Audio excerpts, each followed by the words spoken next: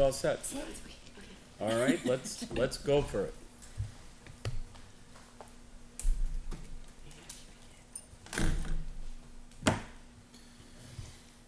Oh, we're on. Good evening. Welcome, everyone, to the July 10th meeting of the Litchfield Board of Selectmen.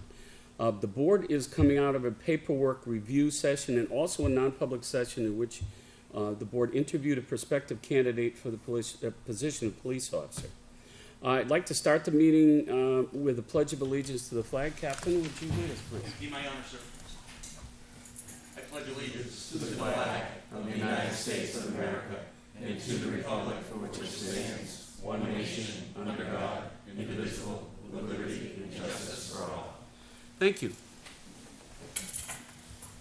The first order of business will be this action on this appointment. Captain, the floor is yours. Thank you, Mr. Chairman. Stand, please. Come have a seat next to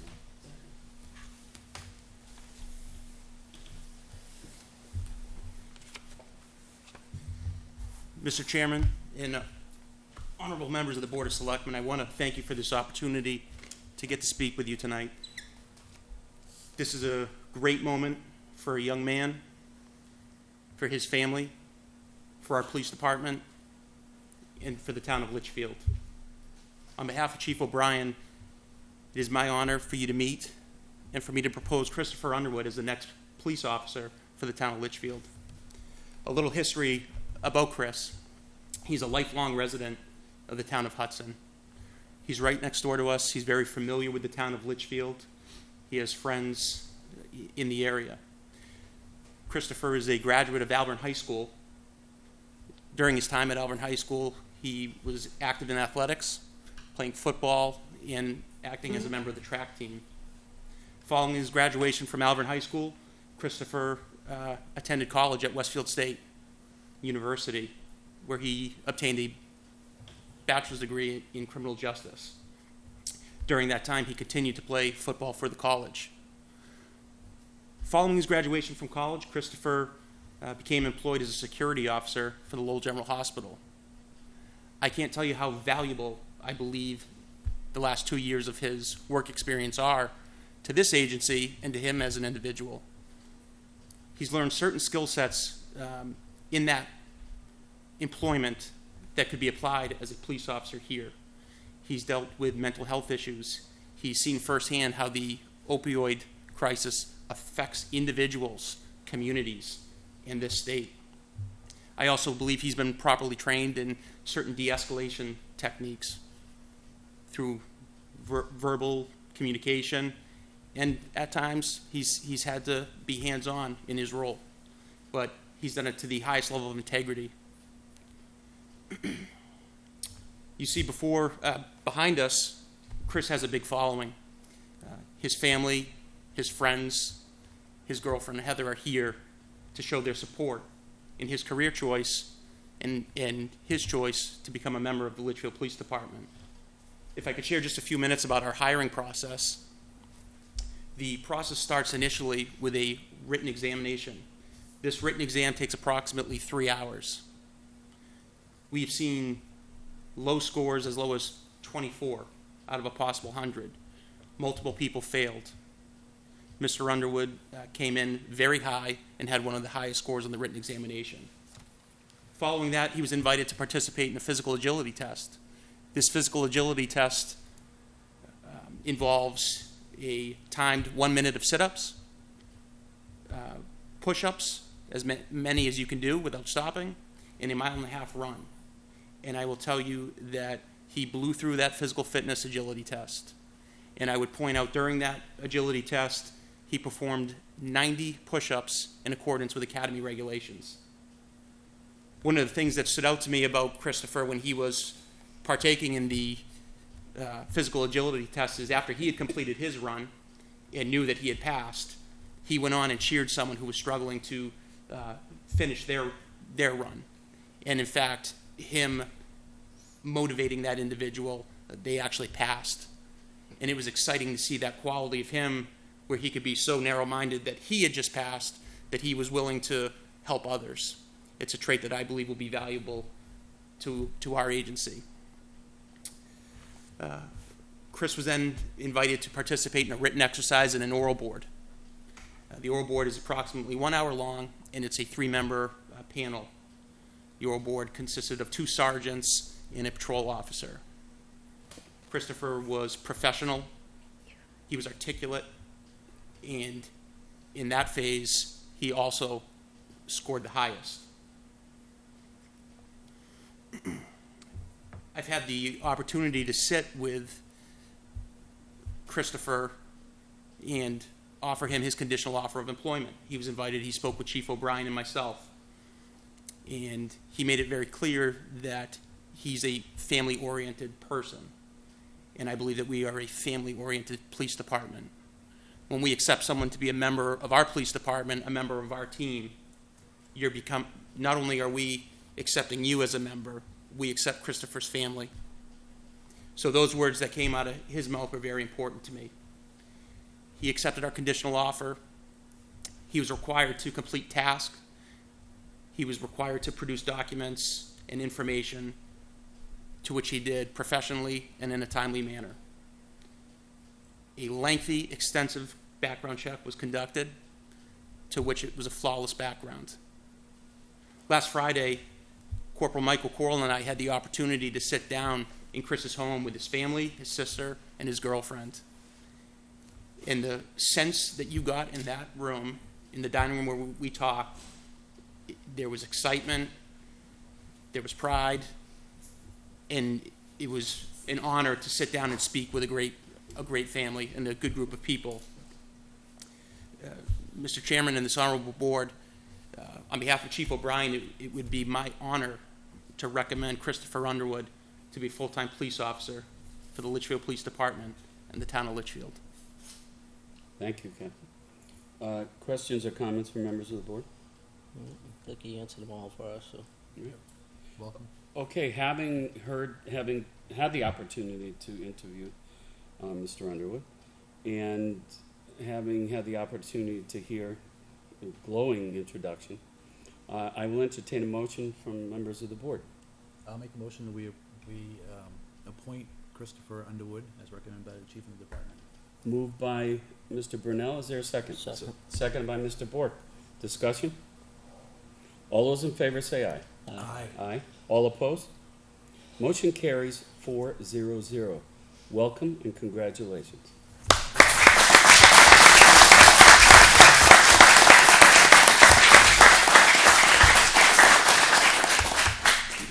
Yep. Chris, if you can stand up, please. Now you get sworn at. You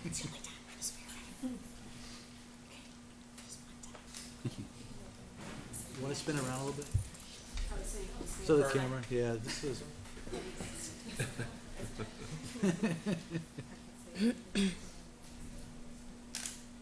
I state your name. I, Christopher Underwood, Do solemnly swear do solemnly swear that I will faithfully and impartially that I will faithfully and impartially discharge and perform all the duties discharge and perform all the duties incumbent on me incumbent on me as a police officer as a police officer according to the best of my abilities, according to the best of my ability, agreeable to the rules and regulations of the Constitution agreeable to the rules and regulations of the and Constitution the laws of the state of New Hampshire. and the laws of the state So of help New me God. Hampshire. So help me God. Congratulations.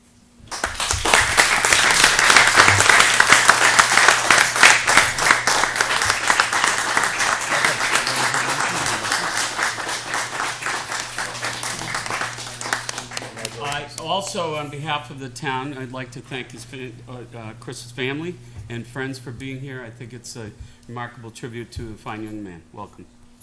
All right. Can I just take one more minute of your time? At this time, I'd like to introduce Chris's father, Mr. Underwood. He has Chris's first badge, and at this time, Mr. Underwood, if you would present your son with his first police officer's badge.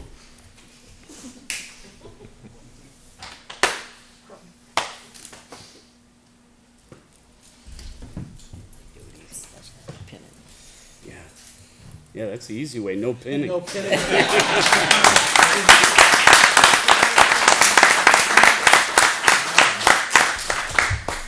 Thank you, Captain. Thank you again, Mr. Chairman and this board. At this time, we'd invite everyone back to the police department for some refreshments, some celebration, for some good laughs, some good chatter, and certainly the board, you, as always, are welcome to come over. So thank you for your time. Take care. Welcome aboard. Thank you. Thank you. All right, good night. Hey, Gary. I'm already doing it. Okay.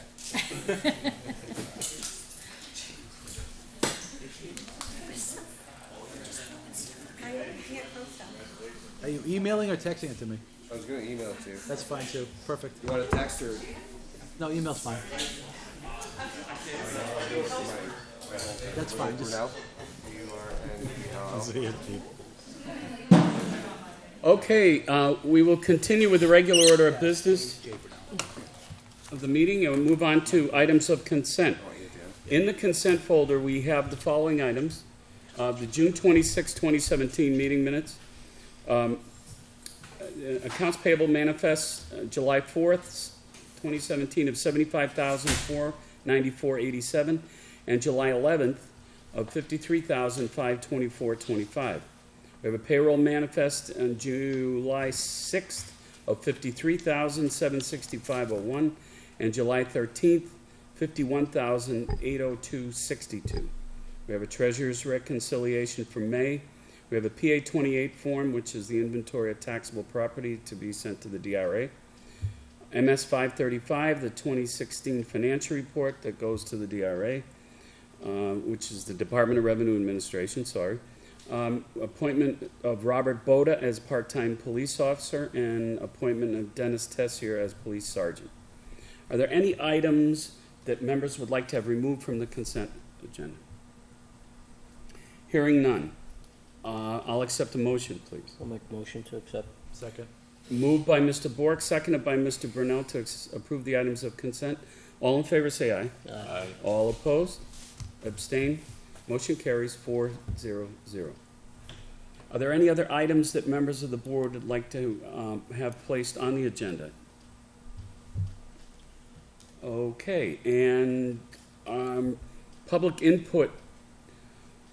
We are at 6:28. We usually do about 6:30. How about if I open the floor for public input? I would love to be able to, but we have no members of the public here. They all abandoned us. So I will close public input at 6:28. Moving on to the regular order of business. The oath of office to the full-time police officer, that's been taken care of. Police station needs assessment. Troy? Okay. I've asked Captain Sargent to be here as well. Chief O'Brien had reached out to an architect about 6 months ago and had discussions with that person about doing a needs analysis, some costing of constructing a new police station. And at the time that we were gathering this information, didn't really think it was appropriate. The town elections was closely coming. We were just wrapping up our budget process. But the chief approached me again, and I think the timing is perfect for the board to consider conducting a needs analysis for the police station. And what we're looking to try to accomplish here is to have a professional come in, interview the staff, do their own site inventory based on their own knowledge of standards that are required in police stations today, so that they can identify what works in the department and what doesn't, so we know what our deficiencies are, and also take a look at the future growth and what the appropriate size of a station would be for the town of Litchfield, looking out into the future when we have our build out at maximum, which I think is estimated around about 16,000 in population. The reason that I think that the timing is perfect here is, one, we've heard from the architect that's working with the fire department. They're trying to plan, trying to actually get a site plan approved that would accommodate the footprint of a future police station to be built on to the fire station. We don't know what the square footage of that footprint should be. So that's important to identify if we're looking at a 7,500 square foot or a 12,000 square foot police station. So that's one of the real important things. Two, identifying any the deficiencies that we have now and seeing if there's a way that there could be some short-term fixes that could be accomplished, either just by doing some interior work, or maybe there's a need to look at a small addition onto the building. Is there a small outbuilding that could be built just to help with some storage needs, temporary storage, those types of things, just to be able to buy us some time as we proceed forward with the fire station construction and trying to get the financing in place for all that. The proposal that you see, I think it's right around just under $12,000. We have in police department impact fees $8,000. We only have about $300 in municipal impact fees. So at the time that the chief was talking with this architect, we had about $4,000 in municipal impact fees. We ended up using those fees. We encumbered them towards to be used towards the fire station project, because we were looking at designing a small footprint for the building inspector to move in there. Taking a look at the proposal that's before us today, the captain and I were looking at it, and we'd like to have permission, if the board wants to proceed with this concept of doing the needs analysis, we'd like to get permission to be able to expend up to $8,000, and we'd work with the architect to sort of reduce the scope of work where we just do a needs analysis. We don't do, a full, well, this was not a full-blown design, but they were going to do some conceptual design work, and they were going to do some site analysis. And I don't think at this time we need to do that type of work. And I think we can get a decent document completed for somewhere between $6,000 and $8,000. We will be collecting additional impact fees this fall with the development that's going on Page Road. So if we want, once we get the report and it's determined that we want to do some extra studies or proceed, with the last couple of phases as was proposed here, it's possible we'd have enough impact fees to proceed in that path. Troy, on the paper copy here, the site analysis and concept design, if those are removed, it's stated that we could do this for $6,400. Yeah, And do you want it? You're trying to get some contingency. I just wanted some contingencies. I mean, I'm not sure the thought process when they build their costing, if it's really dollar for dollar, or if there's things have changed. The report is this proposal was December 2016. So yeah, I just wanted a little contingency from the board. So the impact fee is $8,100, but you said we've used 4. Yes, So there's only 4,000 in there, right? No, it was we have 8,100. from municipal. Oh, okay. Couldn't, I guess I'm concerned about basically selling the project short, right? Because I think this is something we need to decide where we're gonna go going forward. Can we let's assume we can't drop the $3,900, which is the concept, right? Because you can say, maybe it gets reduced because we don't need a full concept, we just need what's the 4 walls and size, total space, right? If we do this whole phased approach and have the other architect design the building based on the needs assessment, could we take funds from the detail? It's directly going to policing, it's to accommodate their stuff. This way, what I'm saying is, what if this guy comes back and says, nah, we can't do it for any less than, say, 10, we're still short, right? Or I would rather see this move forward faster than go through another 2 weeks of meetings and try to figure out if we can do this. Can we allocate some funds? Can we allocate the remaining funds out of the detail fund to help you with the negotiation? You can negotiate it down. I'm not saying not to get a better price, Yeah. but let's say let's 8,000 plus 4 hour detail. That's your kitty to play with as far as negotiation, and then because I just don't want to wait 2 weeks and say we got to wait 2 weeks for a decision. I respectfully disagree with you. We don't need a site analysis or a concept design at this point. what the chief originally said, that he wanted a study of his current facility. But my understanding of the site analysis is looking at the current site, where the deficiencies are, so they can actually plan for the next site. Well, the concept design and site analysis is for a new site. I And think, that's Well, being site taken analysis- care of by the, But the fire station. that's half of footprint. it, though. The data gathering is part of the site analysis also. yeah, Data gathering, current needs in the department, what the department looks like, how their workflow is, where the issues are. It's broken down into 2 items. the site analysis work, I believe, will actually be covered through the fire station and that- design process, because Right. it's literally, they're gonna be doing a site plan, and they will have a footprint for the police station. So there's nothing that needs to be gathered from here in this building, as far as what they're doing, right? No. So they're doing the assessment based on the space needs only? Yeah.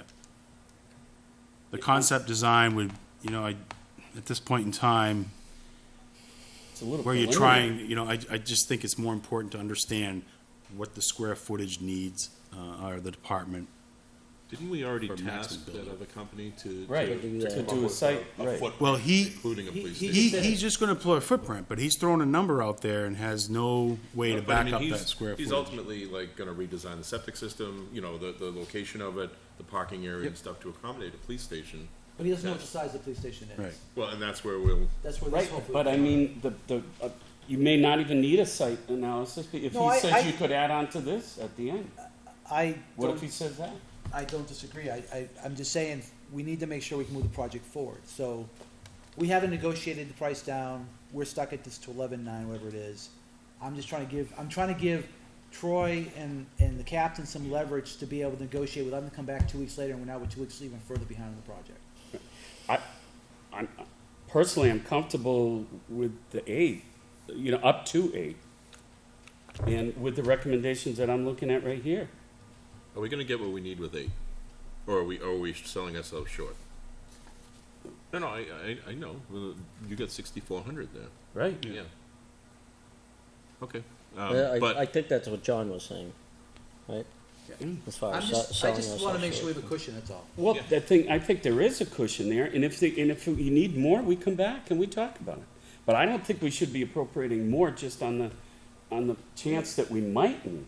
All we're doing is allocating it so that our town administrator can make a better judgment without waiting for us in 2 weeks. Well, he is suggesting up to 8,000, so why don't we take his suggestion?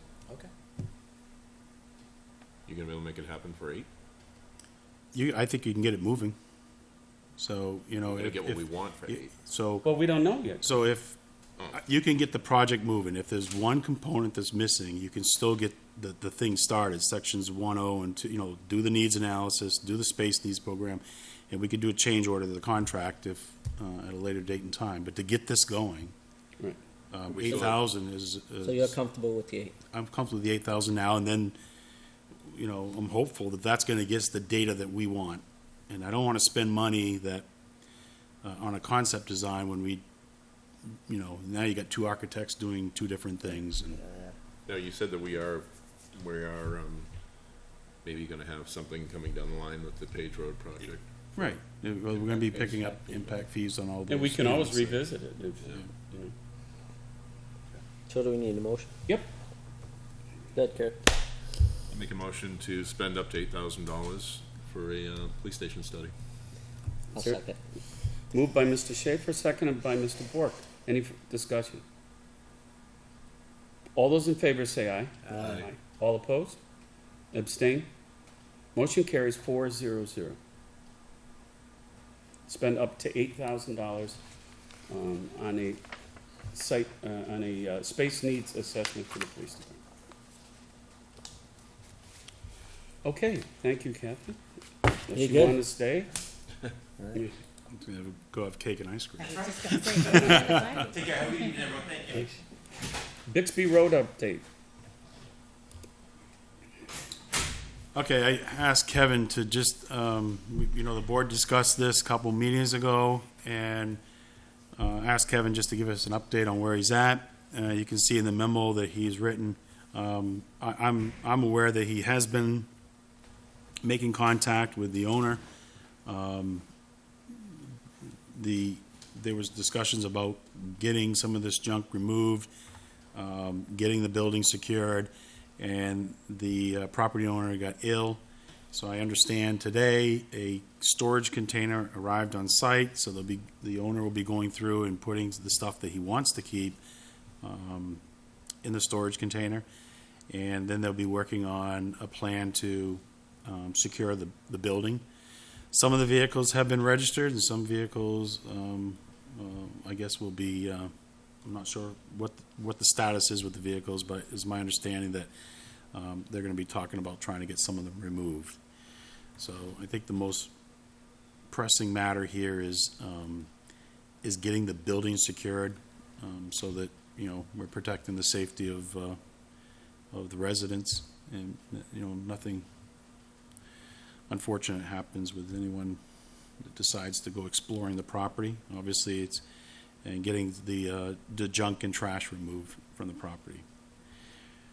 At this point, I guess I would continue to monitor it and make sure it just doesn't get lost. Any questions, comments? The lawn got mowed a month ago over there. Promote. No. Did you? Somebody did with the 21. It's a big lawn. Okay, next item is a junkyard permit license renewal for 507 Charles Bancroft Highway. Mr. Brown. Yep, this is an annual junkyard license. This junkyard is grandfathered. Inspector Lynch has been out to the property. He feels that the most important thing, obviously, is that the junkyard's following the best management practices. He says that they are. All the screening, the fencing is in place. He saw no reasons why this license should not be renewed for another year. Questions from the board? Was the state out there with Kevin when they went out there? The state has been out there, Yeah. because I know they've worked with him Yeah, because building I know we delegated this task to Kevin a long time ago, and I know Yeah. last time I was out, all of the board members went out there, walked it, there was a state representative that walked with us, with it, yeah. and we ultimately approved it based on the state's recommendations, so I was just curious if the state was still involved. So if they are, great. I know that Kevin had mentioned to me that the state recently, it sounded like it was a grant, I don't know if it was 100%, but they did fund a dismantling pad so that the vehicles can be dismantled on a secured area, concrete, yeah. Okay, is there a motion, please? To approve. I'll make a motion to approve. Moved by Mr. Bourque, Second. seconded by Mr. Schaefer. Discussion. All in favor, say aye. Aye. All opposed? Abstain? Motion carries 400. Okay, that is all for the regular business reports and other business. Mr. Brown. Okay, I just have 3 quick items. One, the road agent just returned back to work today from vacation and had a long list of items that he needed to address. But the big one was Pilgrim Drive. There's a culvert, Chase Brook culvert, and these are, I understand, 2 big culverts, about 10 feet wide, 20 feet long. And they seem to be plugged, probably most likely from beavers. And right now he's working with the state, trying to get some guidance on how you go about trying to dislodge this stuff. They're going to, tomorrow they'll go in, he's going to use his remote camera and try to at least camera the pipes, find out what he's looking at. The state, his contact at the state has recommended that they probably most likely end up renting a piece of equipment that will have some type of a boom, and you'll literally try to ram this stuff through the pipe.